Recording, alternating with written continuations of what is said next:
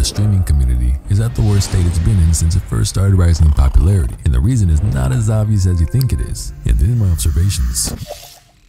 We're starting to go down this trend where people will do literally anything just for a view. And that's a problem. In this video, we're gonna look at a few familiar faces, which are familiar faces that I personally feel are ruining the IRL streaming genre. Thus, let me introduce you to Neon.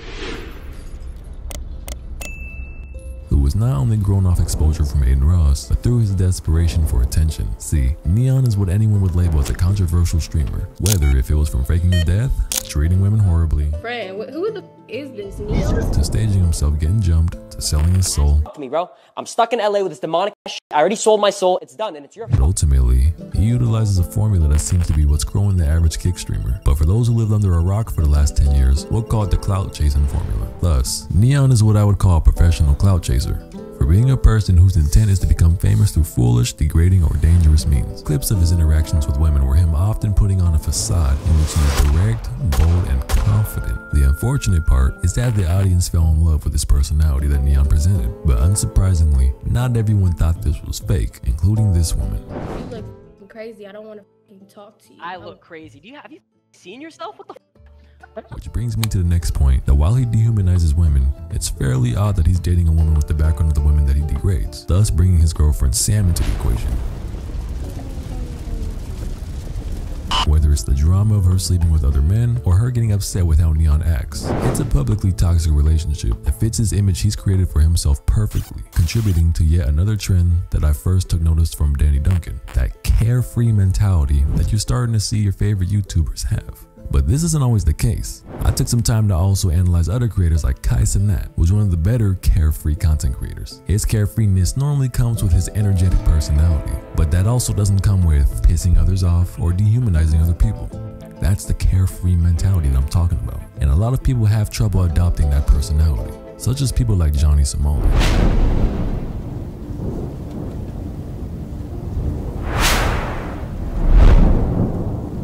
Luckily, had all of his antics shut down in Japan. But before we get into that, I want to say as a member of the black community that we don't accept them anymore. And tell you what, we'll pass them off to the white community. What are you waiting for? Remove this from our community immediately.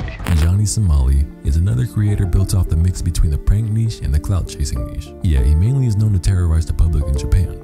And the difference between the US and Japan is that people in the US, they kind of just let things slide.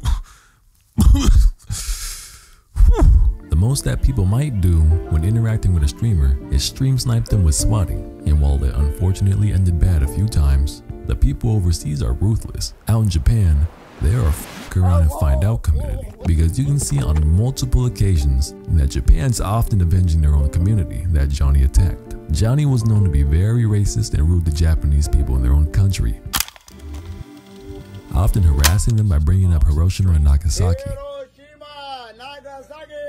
or being sexist, and overall just being a menace. On the bright side, Japan did retaliate in a way bigger than just stream sniping. Eventually, people will start confronting him, of course, but they'd start calling the police. And if you heard anything about the Japanese police department and legal system, you would know that criminals are often convicted just about 100% of the time, leading to his eventful and inevitable arrest. Now I know I'm not tripping, but why do American creators always go to these other countries and do a bunch of dumb shit? I mean, Nelk, Logan Paul, and Ice Poseidon.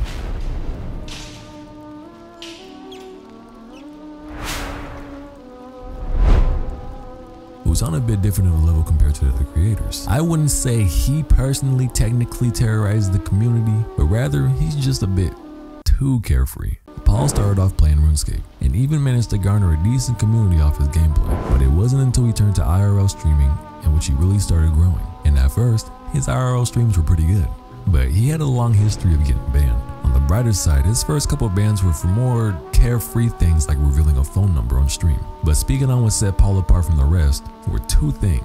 One, it was how open he was with his audience, being so comfortable to the point where he felt he had immunity against the community that he built, leading to the clash with his community, where the community that he built would often try to do their absolute worst, trying to get him kicked out of restaurants and other things. For example, there was one time where they posed as Ice Poseidon over a phone call, called the local police, and made a bomb threat right before he got on the plane, thus leading to him being swatted. And swatting happens, but this wasn't the first time that he got swatted. However, him getting swatted on stream eventually led to his permanent ban, which the ban Sounds like it's a little bit harsh, but if you think about it, swatting can often cause the public to panic. I mean, they might really think that he has a bomb.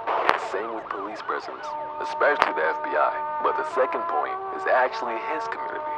his personal community, is one of the most toxic communities of viewers that I've ever seen, and every single one of them often share a single brain cell between each other, using racial or sexual slurs. They've even gained the name the Purple Army, but ultimately, Ice Poseidon played on this toxic culture and made his live streams more a game for his viewers, basically seeing who can disturb a stream the fastest, which might help you realize that Ice Poseidon low-key allowed this behavior by playing along with the edgy humor, interactions, text-to-speech donations, and again, being stream sniped. And to make matters worse, all this toxicity eventually built up inside of him, and Ice Poseidon did what no one thought he would do. He scammed his own fans out of $500,000 through a cryptocurrency that he launched. And to top it off, he showed no remorse for literally stealing their money. He even attempted to secretly record his friend about to get busy with an escort. And if you heard of the escort situation, you'll know it didn't go too well. Which, speaking of streamers that incorporate women into their streams, I feel like I have to talk about Jack Doherty.